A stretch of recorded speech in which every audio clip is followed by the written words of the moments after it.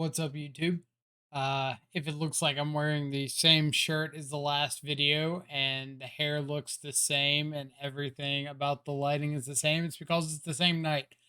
I'm definitely recording like 10 of these back to back to back because it's like 4 a.m. and I've got all these backlog videos, need to work through them. So figured why not? Got some energy, had some good coffee, let's knock them out. As I've said in the last few videos, backlog Temur Shadow videos, testing out Shadow of Mortality. Thought you might want to see the gameplay. Here it is. As always, the link in below is to my current deck list, not necessarily the list that you should see on screen, but maybe some of the things you see in the video incentivize you to try out some of the cards we've got shown on the screen now, like extra copies of Dress Down, Brazen Borrower, showed some with Archmage's Charm previously. Whatever the case may be, hopefully it'll give you some ideas on where you want to direct the deck going forward. The link down below the description of the video has got a link to the Control Freak Discord if you want to come talk Shadow or non-Shadow or just say hey. Link to the Twitter. So it's the first place that gets updated whenever a new stream is starting up. A link to the stream itself over on Twitch. So you can come check out some of the live broadcasts of the Shadow content or other decks. And link to the deck list below. As always, if you are enjoying the commentary, enjoying the content, feel free to hit the subscribe button on YouTube. Does not cost you a penny. Lets you know whenever new videos are coming out. Great way to support the channel. Really trying to make that push towards 1,000 YouTube subs. Be a part of the process. Make it happen. So let's go ahead and hop in, and you can see some more Temur action. So first match. I'm not even sure what these videos like. What matches are on each of these. So most of the time, like I'm finding out as y'all are. Let's see. We are on the draw against Malaged Sanctuary. So like Charbelcher or Oops All Spells, something like that. Looking a little awkward with this Fatal Push and Dismember. Really like to see more like Stubborn Denial or Drown in the Lock's not the greatest. So here's where what's it called? Variance plays a little bit of a role. Just like not finding counter spells, actual factual counter spells. So we do get to Thoughtseize. We see that our opponent does not have red mana currently. So, of course, off the top of the deck, there's the red mana. We've got a Drown in the Lock that may or may not do anything. Pyretic Ritual straight into Charbelcher. I was kind of shocked with how quickly they fired that off, with us more than likely being a counterspell deck of some sort. But obviously, Drown in the Lock does not do a lot to help us out. Here, probably should have just mulled this. Like, I got a little greedy with Street Wraith, Stubborn Denial, thinking like, hey, I can interact a little bit. And then just ripping double Murktide off the top kind of shut that down. So now, even if I found a fetch land or a black source, like too far behind. Rough start to the league, but as always, I feel like I've said as always like 5 times in this video. But what I was going to say is I always make it a point to showcase the good, the bad, and the ugly in these leagues. And sometimes you just make bad decisions on like a mulligan. And I think that's important to show. I really don't like splicing leagues or taking bits and pieces from different videos and kind of showcasing that way. I think that's really disingenuous. So instead, I choose to say, hey, this is what's happening in the leagues. If you like it, keep watching. If you don't like it, this is what you got to look forward to. But either way, on to round 2, up against Jund. do have a Murktide, which is able to kind of keep these Goyfs at bay, at least at the moment. But I'm really going to have to find another threat before I can get any sort of pressure going. And unfortunately, if my opponent has like a Renin 6, it's going to grow the Tarmogoyfs to where they're outgrowing the Murktide. So I have to let the Renin 6 resolve and just hope that Archmage's Charm can draw me into some sort of a threat here. I, I guess that's some sort of a threat. And I said it in a previous video, in situations like this, just ignore the Renin 6. Like, the Ren doesn't matter. I've got big lethal Murktides in the air. I'm not going to worry about the Ren, what it's doing. I really don't think my opponent's going to be able to deal with both of my Murktides in one turn with the Stubborn Denial and still have the ability to fight through the shadows because they can't attack into them. So, yeah. Game two, opponent breaks out the pregame Leyline of the Void. So, shuts off Murktide almost completely. Fortunately, we are playing a list with like the 2 copies of Shadow of Mortality as well as Brazen Borrower if we happen to run into that one.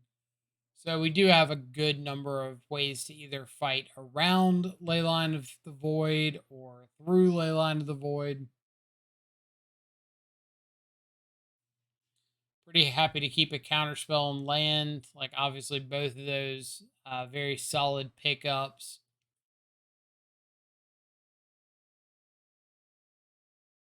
See if we find something to fight over.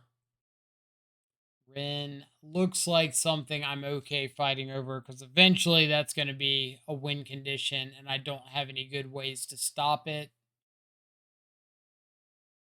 I will give a little bit of a spoiler alert for people who are more interested in the current list.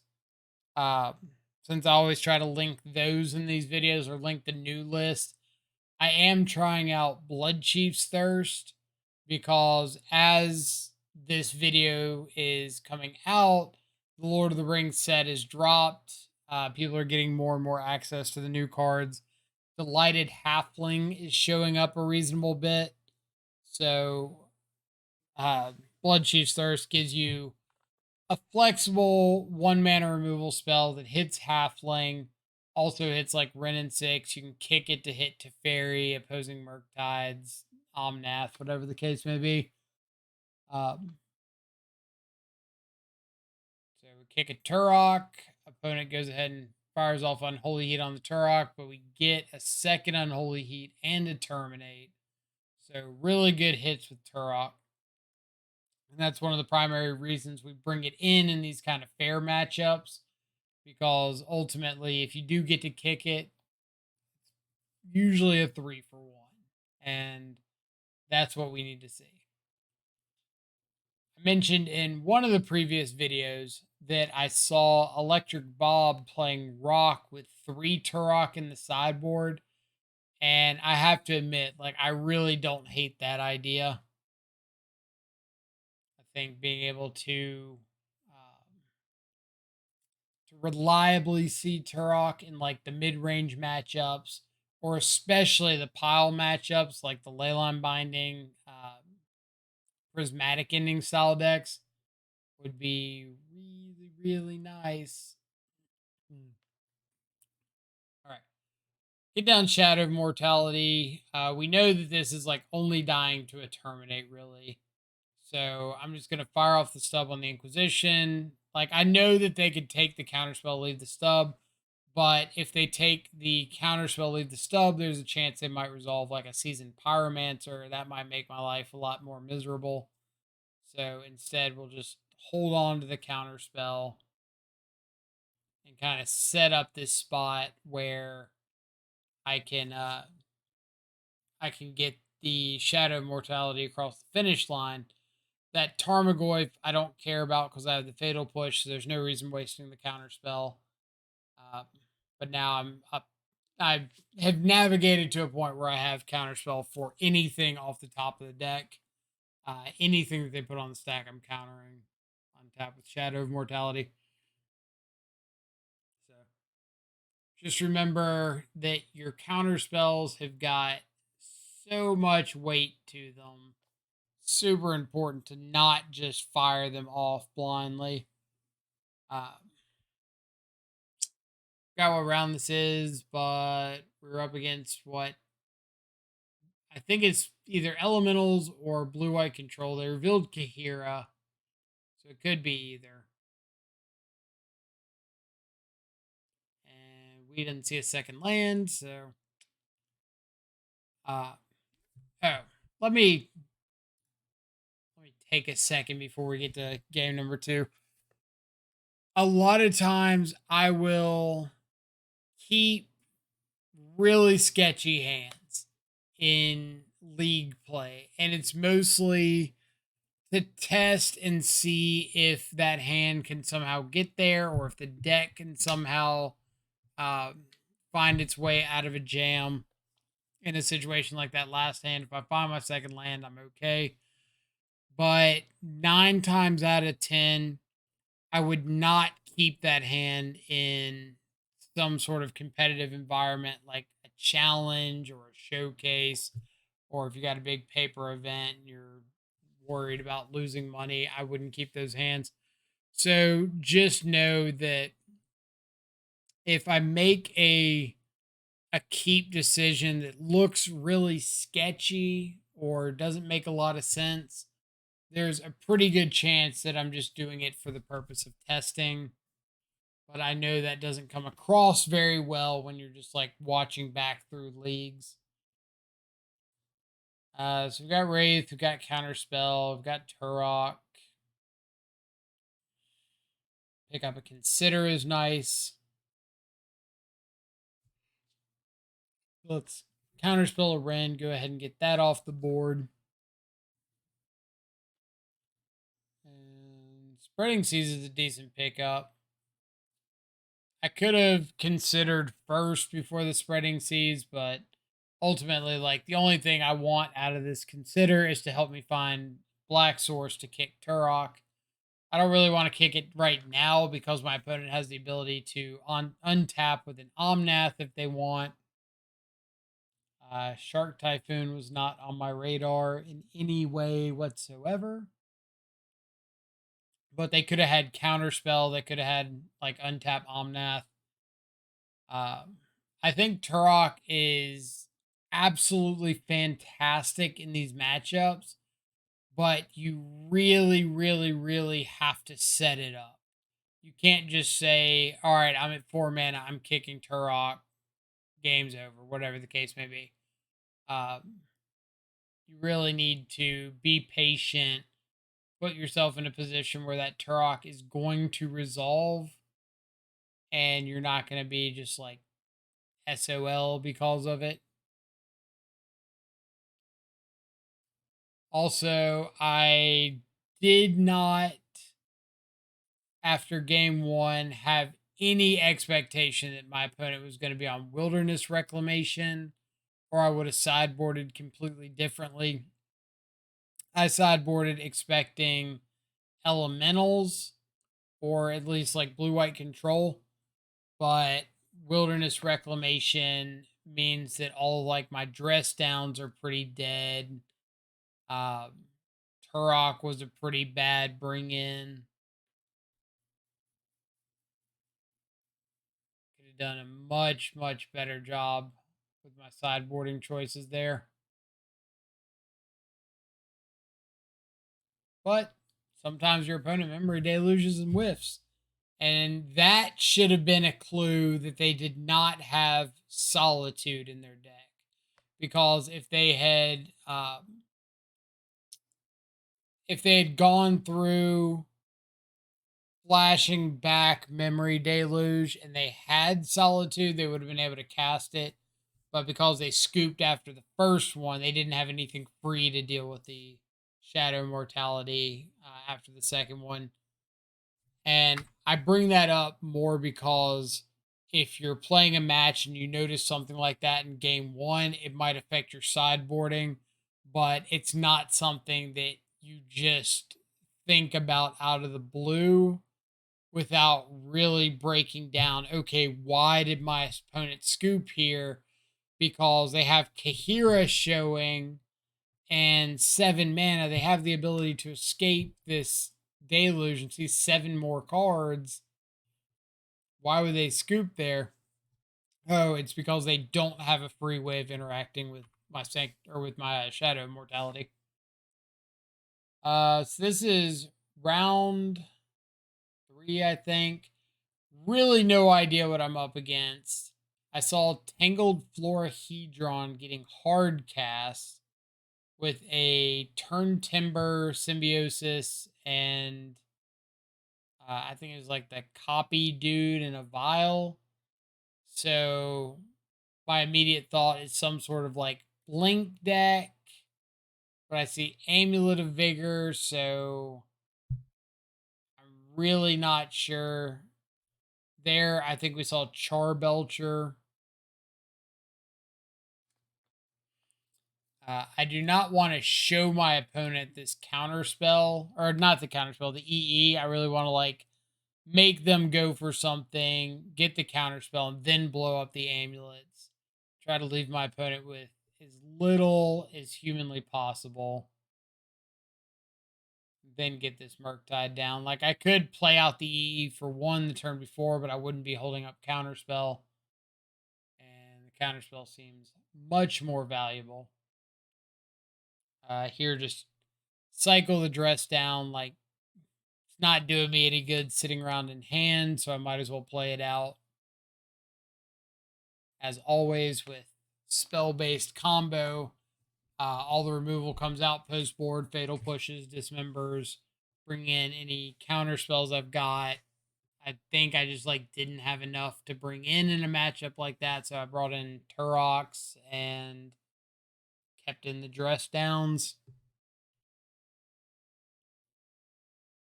All right, so Indotha Triumph could mean Zoo,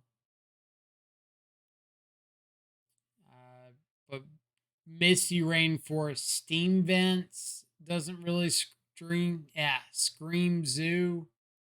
So I'm not 100% sure what they're on yet. Could be like a control pile. Really, since they're fetching, I kind of want to wait for them to do something and then I'll figure out how I want to react. Um, Drown the Eladamri's Call in case they have or don't have an Omnath. I don't want them untapping and playing one. But Eladamri's Call should be a pretty big giveaway that it's probably an Omnath pile.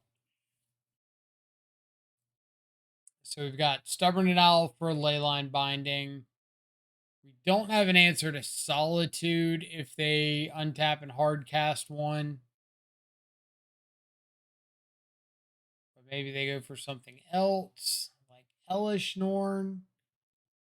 We love seeing Elish Norn here because, hey, that doesn't kill my Shadow of Mortality, so that's pretty dope. Just firing off the attack straight into it. Get our Shadow down, pass. We can counter any sort of like pitch elemental that they play out.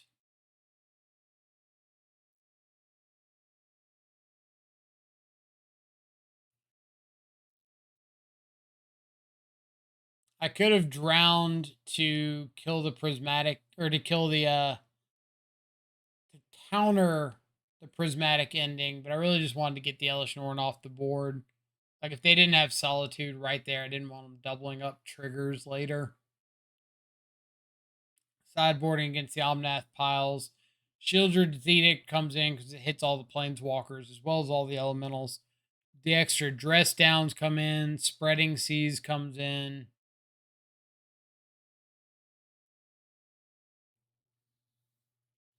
Board outs are like Fatal Push, but now with a lot of the Omnath piles running Delighted Halfling, you got to keep Fatal Push in, or at least some number, unless you have a flex option like Blood Chief's Thirst. But Dismember usually stays in because it hits all the elementals.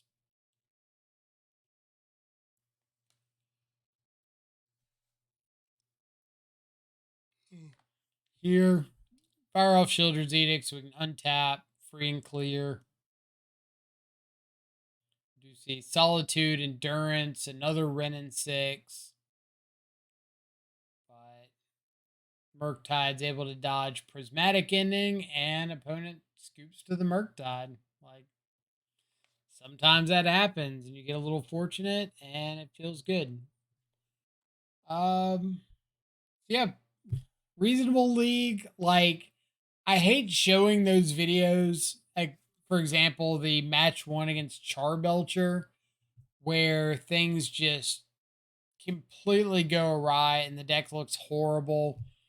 But as always, I would rather show those videos than make you think that they don't happen and the deck is perfect and has never lost a game in the entirety of the time we've played it. Because obviously that's not the case. But a lot of those losses kind of go to show that, one, if you keep a hand that's great against creature decks and your opponent doesn't have a creature heavy hand or a creature heavy deck, you're going to just lose a lot of the time. And that's okay. You can't help it, especially game one in the blind. Like, that's why you have sideboard games, and it's important to come with a good sideboard plan. The other side of that is variance happens from time to time. Like, if I'm playing against Charbelcher and I just see double fatal push dismember in game one, it's gonna happen some number of the time. And if I get all riled up on it, then I'm gonna end up tilting on the next match and the one after that and the one after that. So yeah, just gotta suck it up and deal with it sometimes. But as long as the deck is performing relatively consistently for me over the span of 50 matches, 100 matches, 200 matches, whatever we've played with the deck, um, then that's enough for me. So, as always, hope you enjoyed the video. If you are liking it, let me know. Let me know in the comments. Let me know about a bad beat story you've had where variance just kind of reared its ugly head and took you by surprise. But other than that, I hope y'all have a fantastic rest of your day. Stay safe, enjoy some good food and company. I will catch y'all back live later. Adios for now.